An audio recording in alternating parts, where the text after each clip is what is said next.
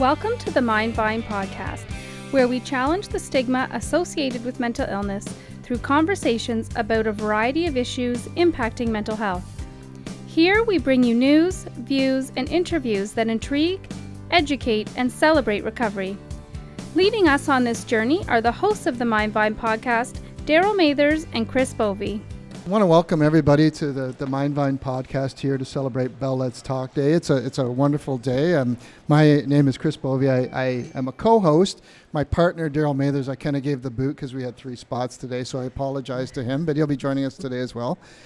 I can't think of 2 better guests to join us for Bell Let's Talk Day. We have Deputy Premier and Minister of Health, the Honourable Christine Elliott. Thank you very much for being here. Pleasure. And the Chair of Bell Let's Talk, Mary Deacon. Pleasure. So what a 2 perfect guests to start this day. So I wanted to start, Mary, if I could start with you a little bit. 10 years, lots of things have happened. The Order of Canada, just amazing things. And I know you have a personal history, a connection to mental health. I wonder if you reflect back on the 10 years, what are the highlights or what are the moments, the things that you're most proud of when you look at the campaign? I think I'm most proud of the way Canada and Canadians have really shown their support and really engaged and taken, frankly, a leadership role in the world in creating and leading the globe's largest conversation about mental health. And it's having such a huge impact. Mm-hmm. It's remarkable, I think, the increase in awareness and acceptance. Right. Over the last 9 years, which is really at the heart of eradicating stigma. And for our 10th anniversary, which is frankly mind-boggling to me, to really put a greater focus on the kind of actions that we can all take, whether it's individuals or institutions, right, to create positive change and help create a Canada where everyone can get the mental health support they need. That's excellent. And if we go back 10 years, Minister Elliott, you were very busy on your own. Yes. With a little thing called the Select Committee on Mental Health and Addictions. And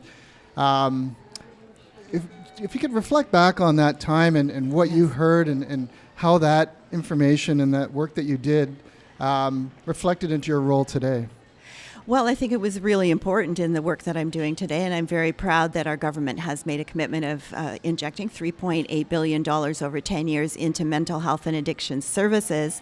One of the key components, almost 10 years ago, the recommendations that were made by all parties that were on the Select Committee was to create Mental Health and Addictions Center of Excellence to form the foundation for a coordinated and comprehensive policy strategy in Ontario. And 10 years almost have gone by, but we're finally moving on that. And I think that the work that Mary and Bell Let's Talk has done has made a huge difference in reducing stigma, in allowing people to be able to speak more comfortably about their mental wellness and the challenges that they may be facing. That is all very positive, but now it's time for a government to do its part as well, and we need to work together, and I'm happy to say that we are. Yeah, and it's rare to have non-partisanship put aside, and that time everybody agreed mental health was an important focus. Yes, it continues to be a major priority, and when we brought forward the Mental Health and Addiction Center of Excellence just before the holidays, it was unanimously agreed to by all parties in the legislature, so it's a very promising start. That's still great. A lot of work to do. And during that work, a lot of hearing first-hand stories of people trying to access the system and the challenges, and I wonder if, Mary, again, you have a personal connection yourself and family, if you mind sharing that. And was that the catalyst for you to become the chair or get involved with the campaign? So my story goes back many, many, many years, to 1991, when my brother, David, who was a medical student at the University of Toronto, who suffered from depression, was afraid to talk about it, to seek help for fear that it would impact his career.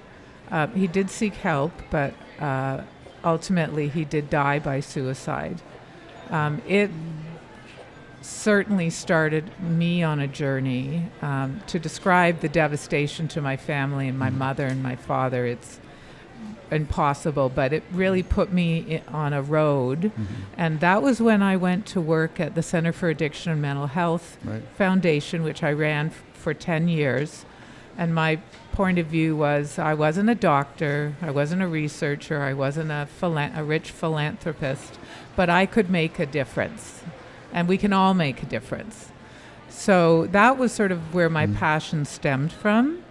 In 2003, I lost my other brother, Ted, who had suffered all his life from severe OCD. And back in those days, there were no effective treatments. And he died in 2003 by suicide as well.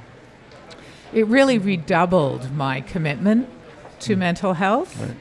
And in 2007, I had been very fortunate at CAMH to begin to attract leaders, corporate and community leaders, to engage with mental health, which frankly was a sign of the diminishing stigma.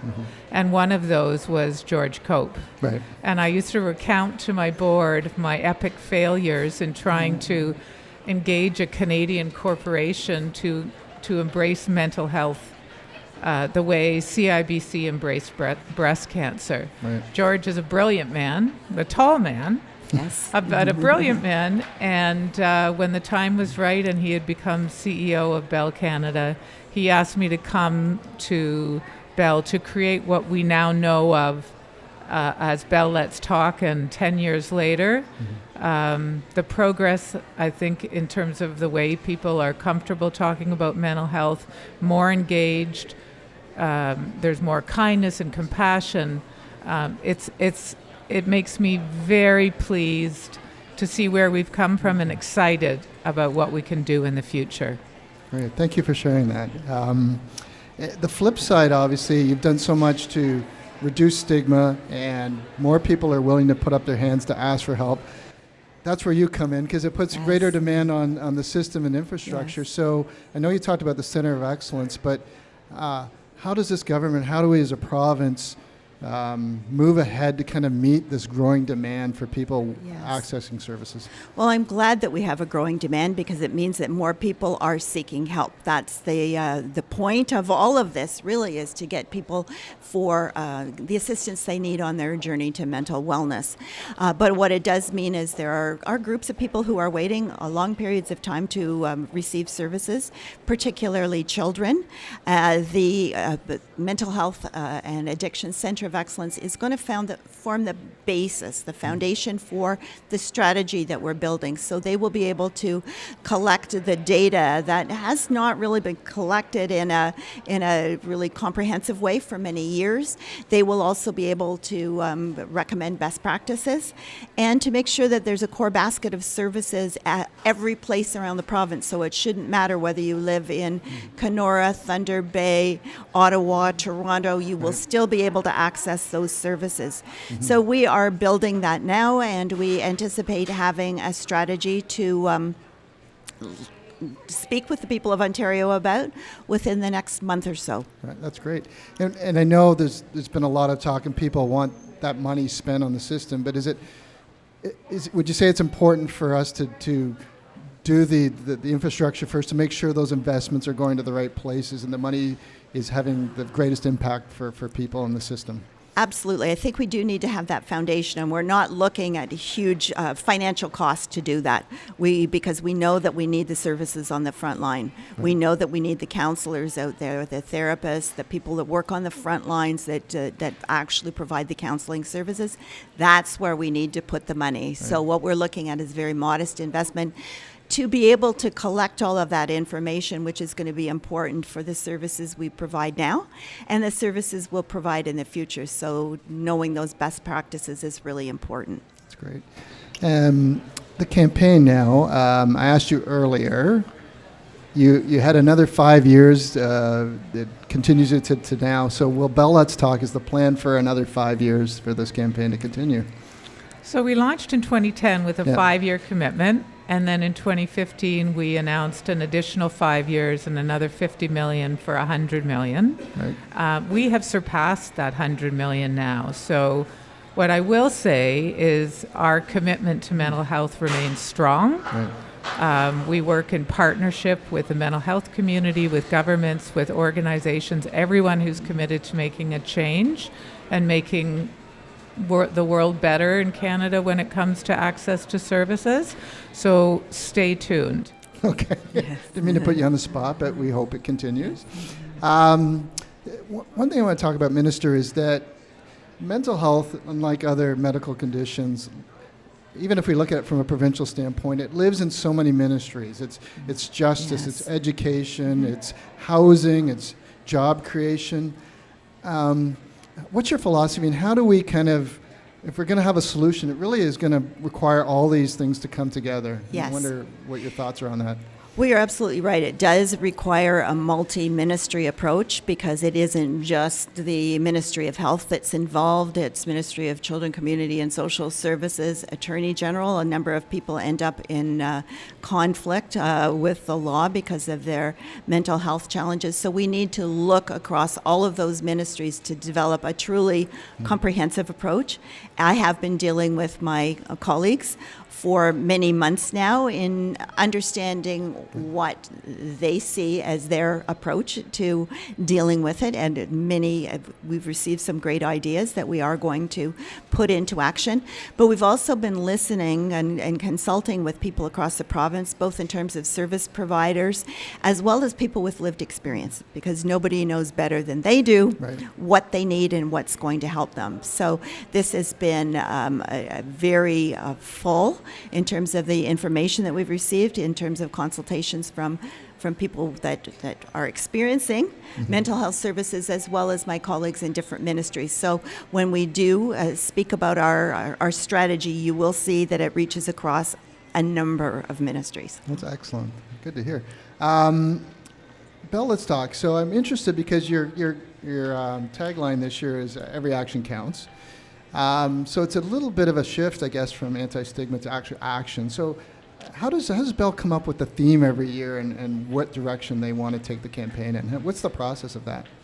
So from the beginning, the Belle Let's Talk mental health initiative writ large was about moving mental health forward in Canada through our 4 action pillars of anti-stigma, care and access, research, and workplace. And Belle Let's Talk Day was truly at the heart of the anti-stigma pillar, with a goal of building awareness, acceptance, and action. The first 9 years of the campaign have really been focused on the first 2, that awareness and acceptance, and with the remarkable engagement, and it being our 10th anniversary, the time was absolutely right to put more of a focus on action. Actions that we can take both as individuals and as institutions in schools, workplaces, and in our communities to create that kind of positive change that will help ensure that everyone can get the mental health supports they need. Great. It's a good strategy, and it's a great campaign. I'm just curious to, Minister Elliott, this is a subject you're very passionate about, which I think that always helps too. But for a while, you served in the ombudsman role, and wonder what that perspective and that role helped sort of as you look at the strategy and going forward, what kind of role that played in hearing from families and patients? Sure. I think that the time that I spent as patient ombudsman really helped me to focus on the patient as well as their families and caregivers. And everything that I look at from health in terms of the services that are provided and the policies that we make I try to view it through that lens. Is this something that is going to benefit patients? Is this something that they really need? Or where are the gaps? Where are patients not receiving services? And I know that mental health is a very complex situation for people to navigate, especially if you're doing it on your own. You need assistance, and you need to know where you can go to get the help you need, not have to manage through it by yourself. So we are certainly cognizant of that. With the strategy that we're developing, we want to make it as simple as possible. And we also want to make sure that mental health is treated in the same way as physical health is, equally as important. There is no health without mental health, and that's absolutely true. And so as we're developing the local Ontario health teams, we want to make sure that mental health is built in to the work that they do so that people can come and have all of their questions answered with respect to their mental health needs as well as their physical health needs. Great. I'm going to ask you a tough stigma question if I can, put you on the spot a little bit. So we talk a lot, mental illness or mental health, stigma, it's not consistent. It's different than other conditions. So if you have cancer, if someone's at stage 4 cancer, you're more sympathetic and you're probably bringing casseroles over and wondering how they're doing. Mental health, even though we've come a long way, the more complex the mental illness is, the less compassion we see in mental health. So if someone has anxiety or somebody, you may be more comfortable, but now if someone has schizophrenia and may have, or dementia and have really aggressive behaviors, there's less stigma. How do we change the needle to ensure that everyone, we see mental illness as one across the board as far as compassion based on the diagnosis or the condition? Do you think we'll ever get to that point? I absolutely think we will, and an essential building block and foundation of that is seeing and thinking about mental health and physical health as of equal importance. And we know from a report that the Mental Health Commission of Canada released last week that is in fact the case, that the majority of Canadians, 8 out of 10, believe that mental health and physical health are equally important. And so I think the more we think about mental health and physical health as the same, only different, the closer we will get to being a society where we provide the same kind of kindness, support, compassion to those who are experiencing cancer, let's say, for example, or who have lost a loved one to cancer. And we will apply that same kindness and compassion, which Canadians are known for, right, to those with mental illness, no matter what kind. And is part of getting there sort of tearing down the stigma? I mean, I joked for a while. My wife used to work for acute care hospital, and I used to joke with her a little bit that people see you here because they have actually connection. They were born there, they know that. And if you look at a place like Ontario Shores, like a psychiatric hospital, your first introduction is probably a horror movie or a video game into that, and trying to tear down that and make it more normalized that mental health treatment and mental illnesses. Do you think it's removing those barriers so it just becomes a norm for people, the family members, and that it's not, it's, I guess knowledge is based on fact, not fiction. Do you think? Normalizing mental illness as an illness like any other is really important, and emphasizing that recovery is possible, and seeing from people with lived experience that is in fact the case, whether it is famous people like Clara Hughes or in the campaign for the last couple of years, our awareness campaign focused on everyday Canadians from all walks of life who have had experienced or were living with mental health issues of the entire gamut, and how they were moving forward to achieve full, happy, and productive lives. That included people with schizophrenia, with bipolar disorder, with a full range, addiction issues, full range, and including people who were members of the RCMP, doctors, firefighters, taxi drivers, farmers. Right. So normalizing it, and I think that one of the powers of the Bell Let's Talk campaign is that we are able to really put a human face on mental health and mental illness, and take out some of that fear and stigma that we have, which has been based on long-held misconceptions and perceptions of what people with mental illness are like. And Minister, do you think that even having corporate people or CEOs, when they come forward, it kind of sends a message to the people. I remember in the writing, Tim McTiernan had talked about his own struggles with mental illness with UIT, the chancellor. Does that open the door for other people to come forward when they see the chief of police or a CEO come forward that maybe it's okay for me, I won't lose that promotion if I talk about my struggle? Yes, I think that is really important when people come forward with their own personal histories. That helps, and just as Mary says, just taking away some of that fear, and that there's been a lot of fear about mental health. It's something that people just did not speak about for years and years and years, and so there was all this anxiety about what did it really mean. And so it's really important for people that have had personal experiences to come forward, and just for all of us to communicate about it. And that's what I think is so wonderful about Bell Let's Talk, because it gives people that opportunity to share their stories, to talk about what it's meant to them and their family, and that will allow people to feel more comfortable discussing it and reaching out to someone else who has a need. So that's what this is all about, is in communicating that this is almost like a chronic disease like others. If you look at it like diabetes, for example, requires attention on a regular basis. Mental health does as well, because it's something that people will work on often throughout their lives, but it's no different than any other chronic disease. Right.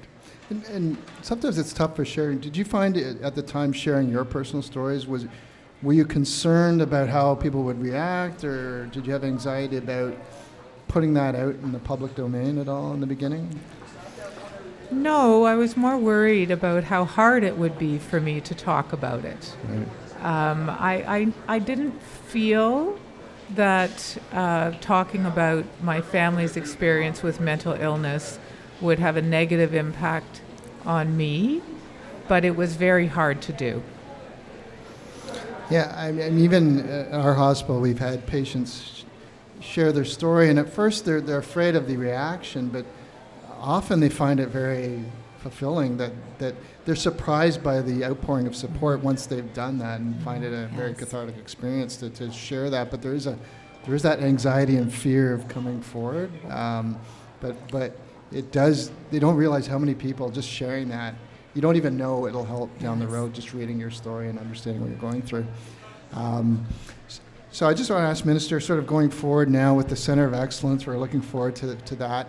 Yes. Is there one thing that, there's probably multiple, but is there one thing that stands out that you've heard from families that you really need to fix? Is it standardization, or is it, I just want to know where to go and I want someone to walk me through the continuum of care so I don't, if my child turns 19, I don't get kicked out of this. Like, what is the one, there was one thing that stands out for you, is we need to really address this. Well, I think the anxiety about where to go and how to seek out help, and it seems very sort of anecdotal. Somebody tells somebody else, rather than having a centralized location that you can call this number, or you can go onto this website and they will tell you how to walk through what your concerns or your issues are and where you can find help.